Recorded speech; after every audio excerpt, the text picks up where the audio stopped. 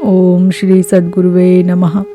ओम नमो भगवते वासुदेवाय। अथेकोनत्रिंशो अध्याय। भागवत धर्मों का निरूपण और उद्धव जी का बद्रिकाश्रम गमन।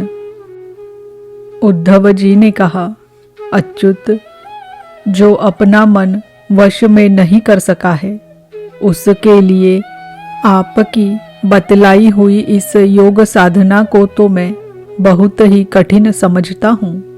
अतः अब आप कोई ऐसा सरल और सुगम साधन बतलाइए जिससे मनुष्य अनायास ही परम पद प्राप्त कर सके। कमल नयन, आप जानते ही है कि अधिकांश योगी जब अपने मन को एकाग्र करने लगते हैं तब वे बार बार चेष्टा करने पर भी सफल न होने के कारण हार मान लेते हैं और उसे वश में न कर पाने के कारण दुखी हो जाते हैं। पद्मलोचन, आप विश्वेश्वर है, आपके ही द्वारा सारे संसार का नियमन होता है। इसी से सारा सार विचार में चतुर मनुष्य आपके आनंद वर्षी चरण कमलों की शरण लेते हैं और अनायास ही सिद्धि प्राप्त कर लेते हैं। आपकी माया उनका कुछ नहीं बिगाड़ सकती, क्योंकि उन्हें योग साधन और कर्मानुष्ठान का अभिमान नहीं होता। परंतु जो आपके चरणों का आश्रय नहीं लेते, वे योगी और कर्मी अपने साधन के घमंड से फूल जाते हैं। अवश्य ही आपकी माया ने उनकी मति हर ली है। प्रभो, आप सबके हितैषी सुहृद है। आप अपने अनन्य शरणागत बलि आदि सेवकों के अधीन हो जाए, यह आपके लिए कोई आश्चर्य की बात नहीं है, क्योंकि आपने रामावतार ग्रहण करके प्रेमवश वानरों से भी मित्रता का निर्वाह किया। यद्यपि ब्रह्मा आदि लोकेश्वर गण भी अपने दिव्य किरीटों को आपके चरण कमल रखने की चौकी पर रगड़ते रहते हैं। प्रभो, आप सबके प्रियतम स्वामी और आत्मा हैं। आप अपने अनन्य शरणागतों को सब कुछ दे देते हैं। आपने बलि, प्रहलाद आदि अपने भक्तों को जो कुछ दिया है, उसे जानकर ऐसा कौन पुरुष होगा जो आपको छोड़ देगा?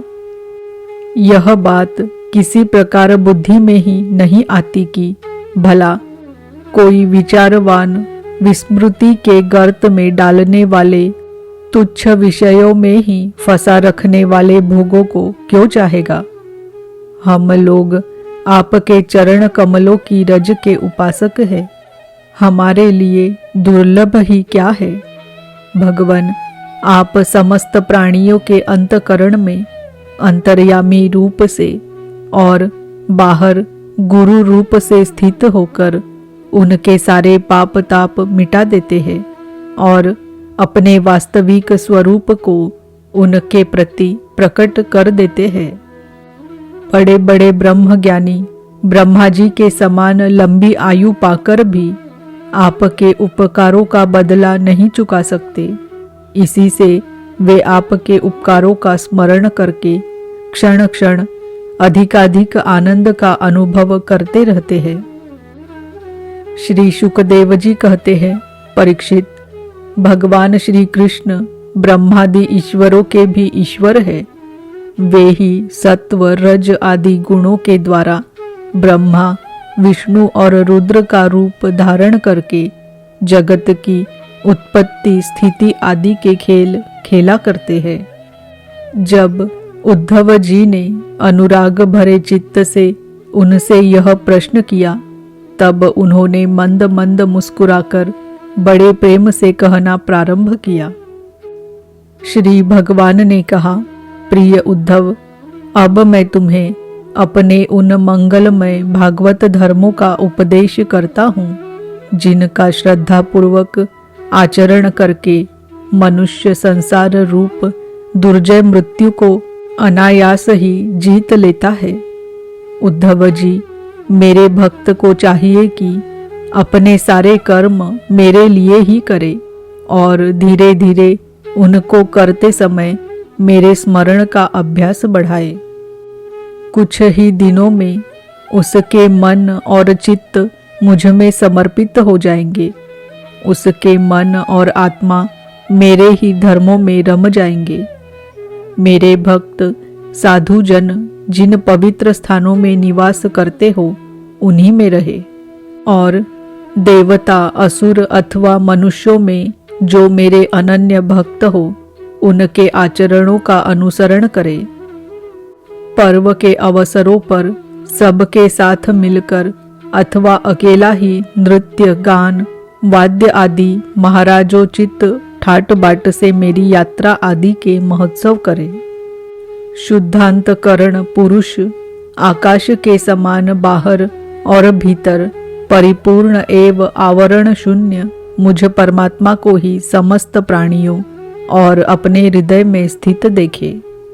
निर्मल बुद्धि उद्धव जी, जो साधक केवल इस ज्ञान दृष्टि का आश्रय लेकर संपूर्ण प्राणियों और पदार्थों में मेरा दर्शन करता है और उन्हें मेरा ही रूप मानकर सत्कार करता है तथा ब्राह्मण और चांडाल, चोर और ब्राह्मण भक्त, सूर्य और चिंगारी तथा कृपालु और क्रूर में समान दृष्टि रखता है, उसे ही सच्चा ज्ञानी समझना चाहिए। जब निरंतर सभी नर नारियों में मेरी ही भावना की जाती है, तब थोड़े ही दिनों में साधक के चित्त से स्पर्धा अर्थात होड़, ईर्ष्या, तिरस्कार और अहंकार आदि दोष दूर हो जाते हैं।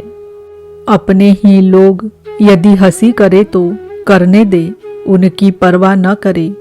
मैं अच्छा हूँ, वह बुरा है, ऐसी देह दृष्टि को और लोक लज्जा को छोड़ दे और कुत्ते, चांडाल, गौ एवं गधे को भी पृथ्वी पर गिरकर साष्टांग दंडवत प्रणाम करे। जब तक समस्त प्राणियों में मेरी भावना भगवद भावना न होने लगे, तब तक इस प्रकार से मन, वाणी और शरीर के सभी संकल्पों और कर्मों द्वारा मेरी उपासना करता रहे। उद्धव जी, जब इस प्रकार सर्वत्र आत्मबुद्धि, ब्रह्म बुद्धि का अभ्यास किया जाता है, तब थोड़े ही दिनों में उसे ज्ञान होकर सब कुछ ब्रह्म स्वरूप दिखने लगता है। ऐसी दृष्टि हो जाने पर सारे संशय संदेह अपने आप निवृत्त हो जाते हैं और वह सब कहीं मेरा साक्षात्कार करके संसार दृष्टि से उपराम हो जाता है। मेरी प्राप्ति के जितने साधन हैं, उनमें मैं तो सबसे श्रेष्ठ साधन यही समझता हूँ कि समस्त प्राणियों और पदार्थों में मन, वाणी और शरीर की समस्त वृत्तियों से मेरी ही भावना की जाए।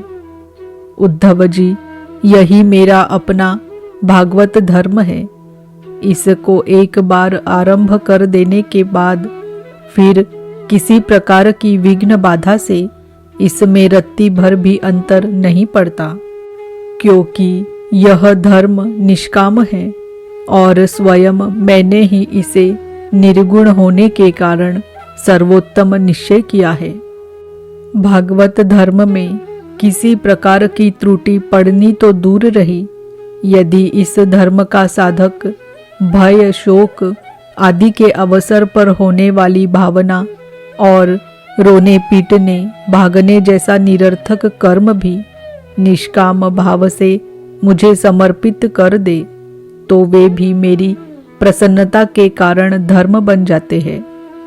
विवेकियों के विवेक और चतुरों की चतुराई की पराकाष्ठा इसी में है कि वे इस विनाशी और असत्य शरीर के द्वारा मुझ अविनाशी एवं सत्य तत्व को प्राप्त कर ले। उद्धव जी, यह संपूर्ण ब्रह्म विद्या का रहस्य मैंने संक्षेप और विस्तार से तुम्हें सुना दिया। इस रहस्य को समझना मनुष्यों की तो कौन कहे, देवताओं के लिए भी अत्यंत कठिन है। मैंने जिस सुस्पष्ट और युक्ति युक्त ज्ञान का वर्णन बार बार किया है, उसके मर्म को जो समझ लेता है, उसके हृदय की संशय ग्रंथियां छिन्न भिन्न हो जाती है और वह मुक्त हो जाता है। मैंने तुम्हारे प्रश्न का भली भांति खुलासा कर दिया। जो पुरुष हमारे प्रश्नोत्तर को विचार पूर्वक धारण करेगा, वह वेदों के भी परम रहस्य सनातन परब्रह्म को प्राप्त कर लेगा।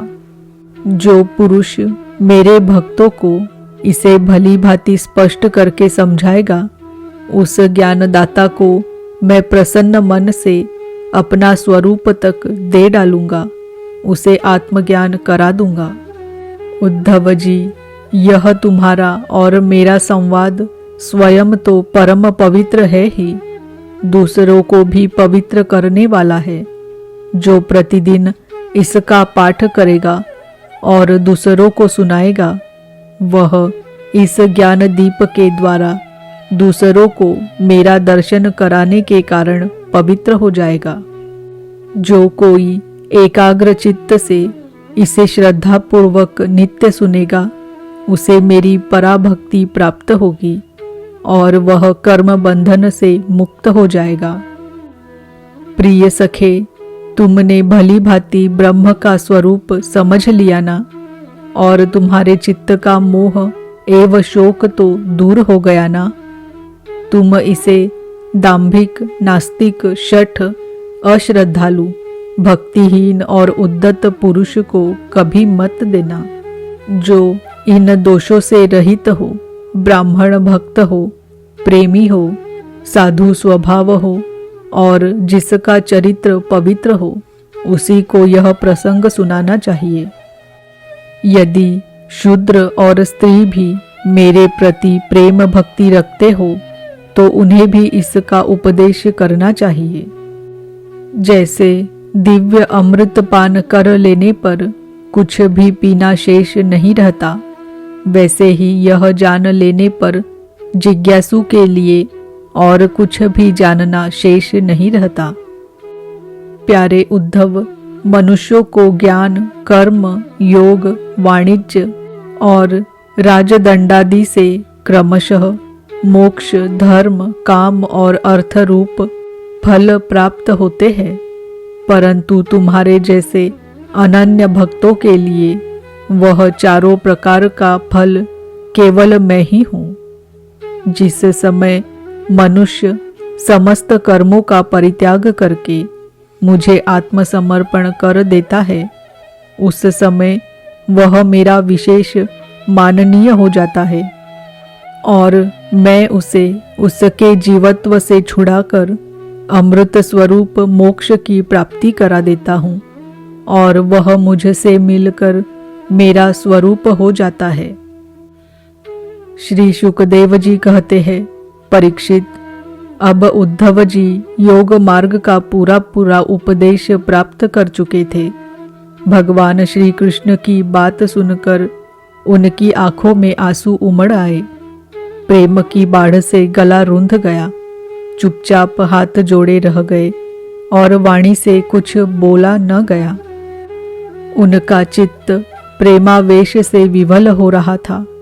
उन्होंने धैर्यपूर्वक उसे रोका और अपने को अत्यंत सौभाग्यशाली अनुभव करते हुए सिर से यदुवंश शिरोमणि भगवान श्री कृष्ण के चरणों को स्पर्श किया तथा हाथ जोड़कर उनसे यह प्रार्थना की। उद्धव जी ने कहा, प्रभो, आप माया और ब्रह्मा आदि के भी मूल कारण हैं। मैं मोह के महान अंधकार में भटक रहा था। आपके सत्संग से वह सदा के लिए भाग गया। भला जो अग्नि के पास पहुंच गया, उसके सामने क्या शीत, अंधकार और उसके कारण होने वाला भय ठहर सकते हैं? भगवन, आपकी मोहिनी माया ने मेरा ज्ञान दीपक छीन लिया था, परंतु आपने कृपा करके वह फिर अपने सेवक को लौटा दिया। आपने मेरे ऊपर महान अनुग्रह की वर्षा की है। ऐसा कौन होगा जो आपके इस कृपा प्रसाद का अनुभव करके भी आपके चरण कमलों की शरण छोड़ दे और किसी दूसरे का सहारा ले। आपने अपनी माया से सृष्टि वृद्धि के लिए दाशार्य, वृष्णि, अंधक और सात्वतवंशी यादवों के साथ मुझे सुदृढ़ स्नेह पाश से बांध दिया था। आज आपने आत्मबोध की तीखी तलवार से उस बंधन को अनायास ही काट डाला। महायोगेश्वर, मेरा आपको नमस्कार है। अब आप कृपा करके मुझे शरणागत को ऐसी आज्ञा दीजिए जिससे आपके चरण कमलों में मेरी अनन्य भक्ति बनी रहे। भगवान श्री कृष्ण ने कहा, उद्धव जी, अब तुम मेरी आज्ञा से बद्री वन में चले जाओ। वह मेरा ही आश्रम है। वहाँ मेरे चरण कमलों के धोवन, गंगा जल का स्नान पान के द्वारा सेवन करके तुम पवित्र हो जाओगे। अलकनंदा के दर्शन मात्र से तुम्हारे सारे पाप ताप नष्ट हो जाएंगे। प्रिय उद्धव, तुम वहाँ वृक्षों की छाल पहनना, वन के कंद मूल फल खाना और किसी भोग की अपेक्षा न रखकर निस्पृह वृत्ति से अपने आप में मस्त रहना। सर्दी गर्मी सुख दुख जो कुछ आ पड़े उसे सम रहकर सहना, स्वभाव सौम्य रखना, इंद्रियों को वश में रखना, चित्त शांत रहे, बुद्धि समाहित रहे और तुम स्वयं मेरे स्वरूप के ज्ञान और अनुभव में डूबे रहना। मैंने तुम्हें जो कुछ शिक्षा दी है उसका एकांत में विचार पूर्वक अनुभव करते रहना। अपनी वाणी और चित्त मुझ में ही लगाए रहना और मेरे बतलाए हुए भागवत धर्म में प्रेम से रम जाना।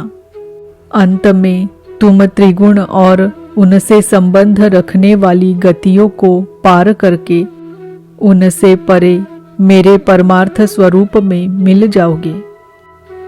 श्री शुकदेव जी कहते हैं, परीक्षित, भगवान श्री कृष्ण के स्वरूप का ज्ञान संसार के भेद भ्रम को छिन्न भिन्न कर देता है। जब उन्होंने स्वयं उद्धव जी को ऐसा उपदेश किया तो उन्होंने उनकी परिक्रमा की और उनके चरणों पर सिर रख दिया। इसमें संदेह नहीं कि उद्धव जी संयोग वियोग से होने वाले सुख दुख के जोड़े से परे थे, क्योंकि वे भगवान के निर्द्वंद्व चरणों की शरण ले चुके थे। फिर भी वहां से चलते समय उनका चित्त प्रेमावेश से भर गया। उन्होंने अपने नेत्रों की झरती हुई अश्रुधारा से भगवान के चरण कमलों को भिगो दिया। परीक्षित, भगवान के प्रति प्रेम करके उसका त्याग करना संभव नहीं है। उन्हीं के वियोग की कल्पना से उद्धव जी कातर हो गए, उनका त्याग करने में समर्थ न हुए, बार बार विवल होकर मूर्छित होने लगे। कुछ समय के बाद उन्होंने भगवान श्री कृष्ण के चरणों की पादुकाएं अपने सिर पर रख ली और बार बार भगवान के चरणों में प्रणाम करके वहां से प्रस्थान किया। भगवान के परम प्रेमी भक्त उद्धव जी हृदय में उनकी दिव्य छवि धारण किए बद्रिकाश्रम पहुँचे और वहां उन्होंने तपोमय जीवन व्यतीत करके जगत के एकमात्र हितैषी भगवान श्री कृष्ण के उपदेशानुसार उनकी स्वरूपभूत परम गति प्राप्त की। भगवान शंकर आदि योगेश्वर भी सच्चिदानंद स्वरूप भगवान श्री कृष्ण के चरणों की सेवा किया करते हैं। उन्होंने स्वयं श्री मुख से अपने परम प्रेमी भक्त उद्धव के लिए इस ज्ञानामृत का वितरण किया।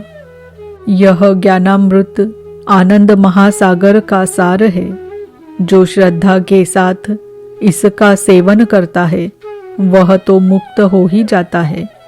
उसके संग से सारा जगत मुक्त हो जाता है।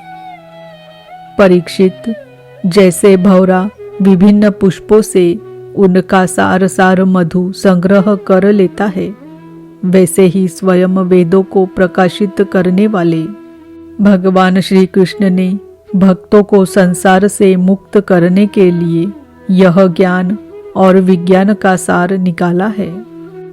उन्हीं ने जरा रोगादि भय की निवृत्ति के लिए क्षीर समुद्र से अमृत भी निकाला था तथा इन्हें क्रमशः अपने निवृत्ति मार्गी और प्रवृत्ति मार्गी भक्तों को पिलाया। वे ही पुरुषोत्तम भगवान श्री कृष्ण सारे जगत के मूल कारण हैं। मैं उनके चरणों में नमस्कार करता हूँ।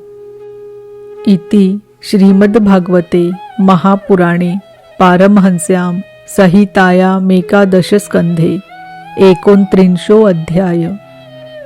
ओम नमो भगवते वासुदेवाय। ओम नमो भगवते वासुदेवाय। ओम नमो भगवते वासुदेवाय।